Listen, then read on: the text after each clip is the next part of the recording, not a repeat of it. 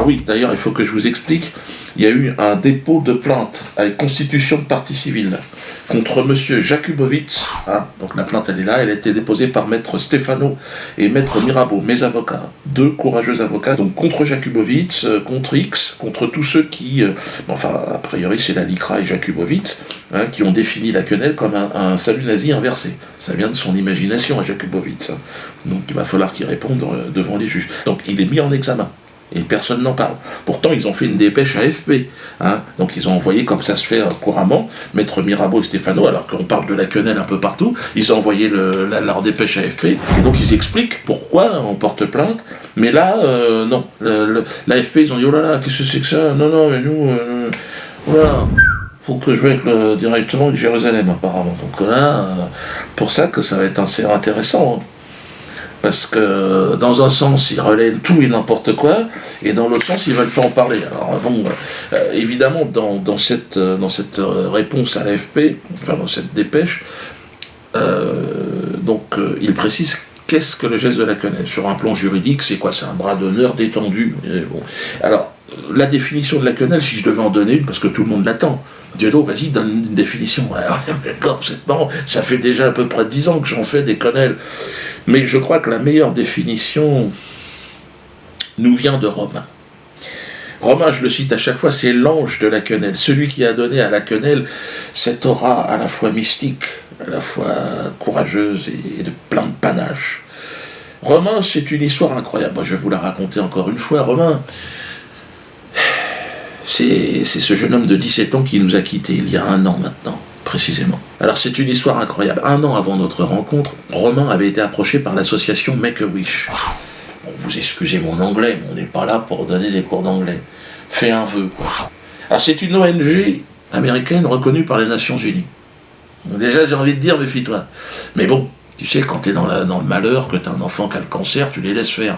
Donc, l'association Make-A-Wish est censée réaliser le vœu d'enfants de 3 à 17 ans atteints d'une infection très grave. Et Romain avait un cancer généralisé en phase terminale. Donc, autant dire, Caridas qui dit mieux. Enfin, je veux dire, toi, mec. L'association Make-A-Wish a pointé le bout de son blaire à l'hôpital. Ils sont rentrés dans la chambre d'hôpital. Bonjour Romain, ça va? Ah ben non, ça va pas, Romain. Tu es malade. Tu as vu maman comment elle pleure quand elle te regarde? Est-ce que tu vas mourir, Romain? Mais c'est pas grave. Elle a fait, mais comme oui, c'est là. Je vais te permettre de réaliser un vœu, rencontrer la personnalité de tes rêves. Donc, comme je vous l'ai dit, Romain, à ce moment-là, bon, il est plus tout frais, il est quasiment une momie, le gosse. Il a plus les joues roses, t'imagines bien, il est déjà en cuir. Et tout est niqué parce que c'est généralisé. Donc, toute la tuyauterie, ça part en quenille, il n'y a plus rien. Au niveau du souffle, éteindre une allumette, c'est un projet sur 15 jours. Donc, la fée Make-A-Wish, tu vois, elle essaye de le motiver, mais il est quand même taquin, comme je vous ai dit. Hein. Donc il la laisse venir, elle dit écoute, fais Make-A-Wish, vu comme ça, j'aimerais rencontrer l'humoriste Dieudonné. Dieudonné, c'est moi. C'est une histoire vraie, hein, ce que je suis en train de dire. D'ailleurs, ça va apparaître en bas, histoire vraie, donc c'est véridique. Évidemment, la fée Make-A-Wish, quand elle entend mon nom, ou, comme c'est une association plus ou moins israélienne, elle dit merde, elle appelle le médecin vite, et je crois qu'il fait un AVC, l'enfant. Alors le docteur arrive, non, il fait pas du tout d'AVC, fait Make-A-Wish. L'enfant, il voudrait voir l'humoriste français Dieudonné, parce que ça se passe en Suisse. Et puis ça faisait un petit bout de temps qu'il leur parlait de ce projet. Alors elle fait Make-A-Wish, elle dit oui, mais il n'est pas dans le catalogue. Make-A-Wish, vieux bonnet. Tu veux pas Yannick Noah, regarde, mousse diouf. Alors tu dis non, tu m'emmerdes avec ton mousse diouf. Je veux voir Dieudonné. Et donc là, bon, elle est devenue verte. Une sorcière. Elle lui a craché à la gueule, il paraît. Crève, enculé de cancéreux antisémite, et puis elle s'est barrée. Bon, Romain, il était mort de rire, vous imaginez bien le gosse. Façon de parler, bien sûr. Mais bon, c'est là que sa mère a décidé de prendre contact avec moi. Il m'avait envoyé une photo comme ça où il faisait une quenelle devant le scanner de l'hôpital. Alors que tu es en phase terminale du cancer, quenelle dans le fion de l'institution médicale. J'appelle ça du panache. Et donc j'ai décidé de dédicacer mon film, le film que je sortais à l'époque, Métastase, un film, bon bref, qui reprenait aussi un sketch sur le cancer. Et donc j'invite Romain à l'avant-première. Je pensais pas qu'il allait pouvoir venir, il est venu, il est sorti de l'hôpital, il est venu avec sa mère. Donc voilà, je présente le film, et puis je dis voilà, je le dédicace à Romain. Et là il s'est levé. 8, 9 kg 77, putain. Avec ses 2 petits poils irradiés sur le caillou. Ça a mis une ambiance dans la salle. C'est les gens étaient là, qu'est-ce qui se passe? Mais j'étais gêné, t'imagines. Ils étaient censés venir voir un film comique, pas assister à un décès, t'imagines bien quoi. Puis en plus, il était en phase finale, terminale, ce qu'ils appellent. Les médecins, ils se lâchent au niveau de la chimio, ils savent pas ce qu'ils font. Alors ils te balancent de tout, quoi. Toi, huile de vidange, Schweppes. Tiens, elle est où la maillot de Smiley? Ben là, mets ça dans les tuyaux. Alors le gosse, il était fluorescent quand il est monté sur scène. Moi j'étais là, qu'est-ce qui se passe? Je suis pas formé, moi. Non, s'il avait fait un malaise et tout, tu vois, en voulant bien faire, j'aurais tout pété. Essaye de faire un massage cardiaque à une biscotte. Vas-y, vomis devant ton écran. J'ai pris une claque. J'ai compris où on en était. 25 ans de métier sur scène, donc j'ai l'habitude. Quenelle sur quenelle, j'ai rien vu. Il a commencé, il est arrivé, il a dit j'ai fait ça va? Il m'a dit quenelle, Diodo, quenelle.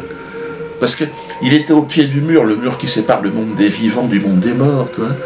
Et puis nous on était derrière, qu'est-ce que tu fais, Romain? Quenelle. N'ayez pas peur, les gars, n'ayez plus peur. Quenelle dans le fion de la peur, hein. Et c'est ça qu'il a laissé et qu'il laissera encore pour un petit bout de temps. C'est Romain qui a donné ses lettres de noblesse à la quenelle, hein.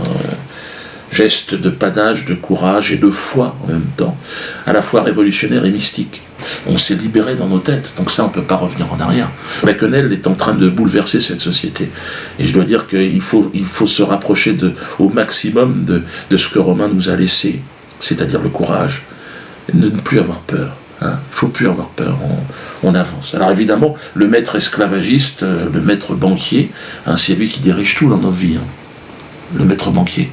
C'est lui qui te réveille le matin, avec le réveil. Allez, il faut aller bosser. Oh non, je veux pas. Mais t'es obligé, il faut rembourser le crédit, connard.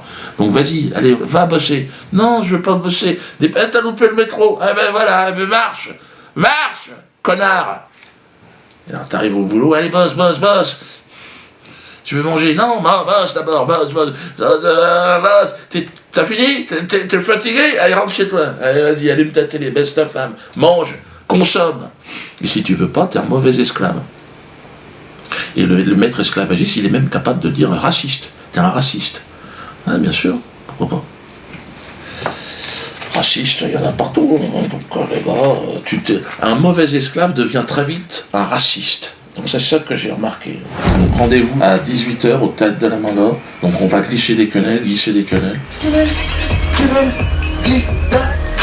On a des musiciens qui viennent maintenant. Oui, des quenelleurs musiciens, tous à visage découvert ou visage masqué, vous faites ce que vous voulez. Mais sachez que la victoire est là, elle est à une portée de main maintenant.